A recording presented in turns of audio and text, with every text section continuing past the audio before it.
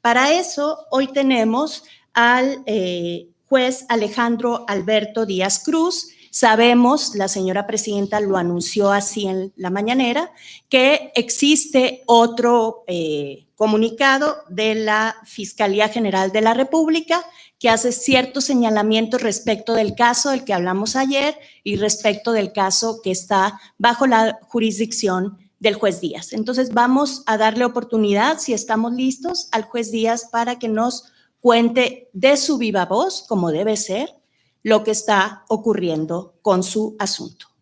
Juez, ¿estamos listos? Vamos a dar unos segunditos. Ya, parece que ya estamos listos. Señor juez, buenos días. Buenos días.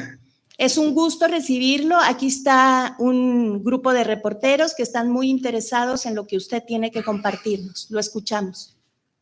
Gracias. En relación con el segundo comunicado, el día de ayer por la noche emitió la Fiscalía General de la República. Haré la siguiente precisión. Durante la audiencia del asunto que se menciona, a la Fiscalía se le solicitaron múltiples precisiones durante su extensa exposición. Una de ellas fue precisamente hacerle ver que tenía dos opciones para pedir la orden de aprehensión. La primera era solicitarla, desde luego, en el Centro de Justicia Penal Federal, en Sinaloa, con residencia en Culiacán, porque los hechos apuntaban, o de acuerdo con la hipótesis de la Fiscalía, habrían sucedido en esta ciudad.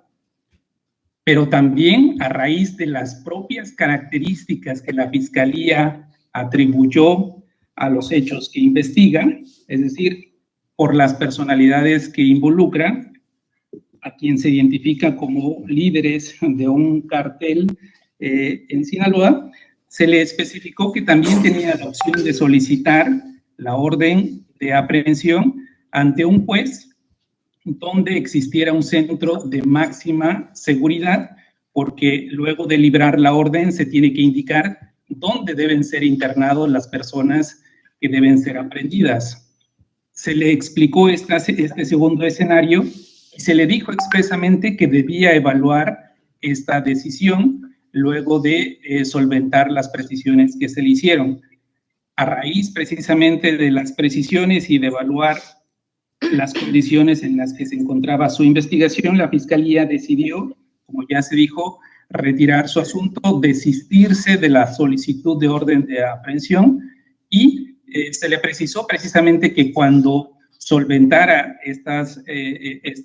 las líneas de investigación pendientes, estaría en condiciones de evaluar si pediría la orden de aprehensión ante este mismo Centro de Justicia Penal Federal en Sinaloa con residencia en Culiacán, o si consideraba que en el caso se actualiza el supuesto de competencia por razones de seguridad, podría presentarlo ante otro juez. Y precisamente a raíz de lo que se dice en este comunicado, se puede advertir que en la fecha en la que se solicitó la orden de aprehensión, la audiencia se realizó el 5 de octubre del año en curso. Para entonces no se tenía la Fiscalía, como se señaló en el comunicado, la Fiscalía no tenía prueba concluyente pericial que estableciera que las muestras de sangre encontradas en el lugar donde se afirma ocurrieron los hechos pertenecieran al perfil genético del señor Héctor N., porque en la nota específicamente señalan que las periciales con las que ahora cuenta la Fiscalía las obtuvo apenas el pasado 17 de octubre, es decir, 12 días después de que solicitaran la orden de aprehensión. Esto confirma que cuando solicitaron la orden de aprehensión no disponían de estas pruebas y que por lo tanto era necesario, como se hizo ver en la... Ya José Luis N. Estos tres casos se relacionan con casos mediáticos, se refieren generalmente a políticos o expolíticos y también a personas a las cuales se les atribuye pertenecer a la delincuencia organizada. Son solamente tres casos. Como vamos a ver a continuación, tenemos información que nos fue remitida por la Defensoría Pública Federal. Vamos a hablar nada más de casos federales.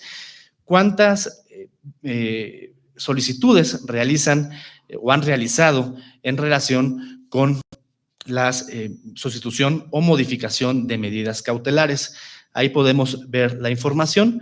Son miles de casos en los cuales ha solicitado esta modificación de medida cautelar, cambiar la medida cautelar de prisión preventiva justificada por otra de las que prevé la propia legislación penal, que es el Código Nacional de Procedimientos Penales.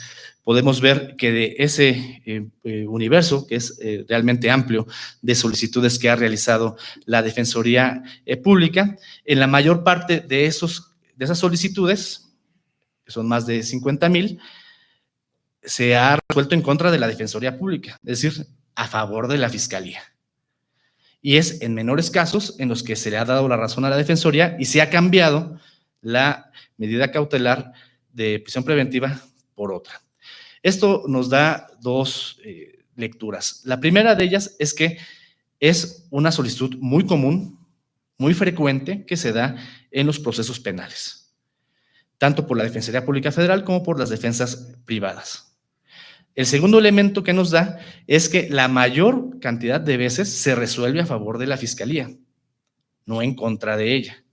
Se resuelve a favor de mantener la prisión preventiva justificada por las razones que determine el juez. Y por último, algo que tenemos que tomar en consideración es que es algo muy común, que es algo que se relaciona con una de 14 medidas cautelares que prevé la propia legislación y que de acuerdo con la ley, la prisión preventiva es excepcional. La regla general es que la persona pueda afrontar su proceso en libertad porque se presume inocente y para que de esa manera se pueda defender de mejor manera. Cuando alguien está en la cárcel, pues es difícil que pueda buscar y darle información para buscar a los testigos que le puedan ayudar, para buscar los documentos que puedan sustentar su defensa.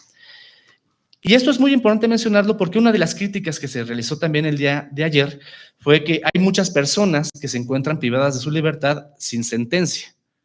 Precisamente para evitar que haya muchas personas privadas de su libertad sin sentencia, es que la prisión preventiva debe ser excepcional, que la regla general es estar en libertad y solamente cuando ya eres condenado en sentencia firme, que ya te pudiste defender, y aún así la Fiscalía pudo demostrar más allá de toda duda razonable que eres culpable, pues ahora sí, estar en la cárcel.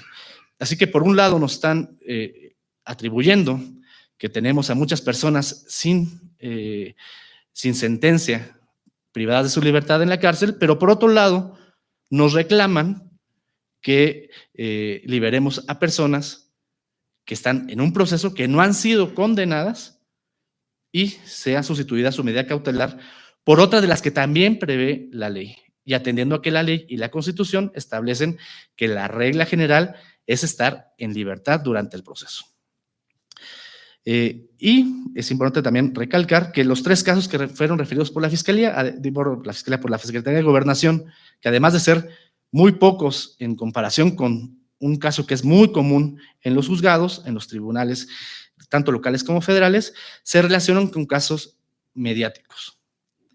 Y precisamente un juez imparcial es aquel que debe garantizar que sin importar que uno sea político, que uno sea una persona normal, pueda llegar a prevalecer en juicio, si tiene la razón.